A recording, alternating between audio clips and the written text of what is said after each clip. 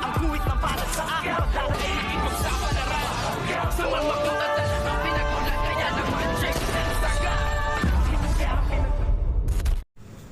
Good morning and welcome sa aking munting channel. Sa sobrang lulong naman itong si David sa sugal ay natalo at naubos nga ang lahat-lahat ng pera na kanyang daladala.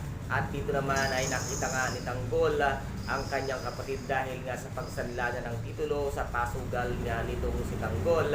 Ay dito na nga sila muling nagkaabot at naglaban, kung kaya't dito naman sa sobrang takot nga nitong si David ay tumakbo na nga siya ng San Dimas sa Quiapo upang humingi nga ng tulong sa kanyang tatay Rigor dahil sa ginawa sa kanya nitong si David na ngayon ay urong na ang buntot at nanginginig na sa takot itong si David dahil hindi na ngayon makontrol nitong si Tanggol ang kanyang temper at ang talagang walang makakapigil sa kanya, kung kaya't dito nga ay nagkaroon ng isang matinding habulan sa pagitan nga ni Tanggol at itong si David na ngayon ay hindi na halos alam nitong si David ang kanyang gagawin. Ngayon, sira ang kayabangan mo, nasaan ngayon ang yaman mo? Ngayon mo ilabas ang tapang mo, David, na akala mo kung sino ka.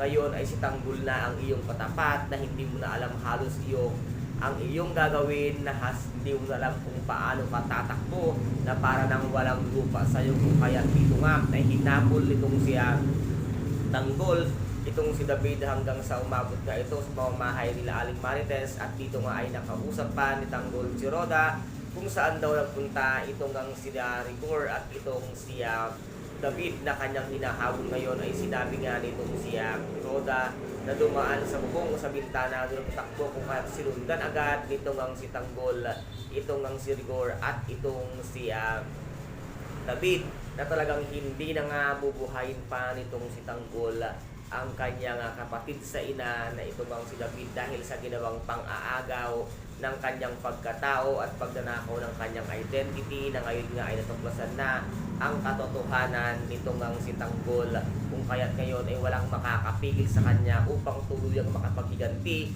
sa dalawang mag-ama na talagang halos malademonyo ang kanilang pag-uugali. Kaya dito ngayon ay darating din si Ramon upang ang tapusin na ang buhay nitong ang si David. Ito na kaya ang tuluyang pagkatapos ng buhay ni David, at si Ramon nga ba ang siyang makakaitil ng buhay nitong ang si David. Napakarami po nating mga aabangan sa mga susunod na episode dito nga sa FPJ ang Batang Quiapo. At kung nagustuhan po ninyo ang aking videos for today, paki-subscribe na lamang po ng aking channel, paki-like and share para mag-update kayo sa lahat ng gagawin kong videos.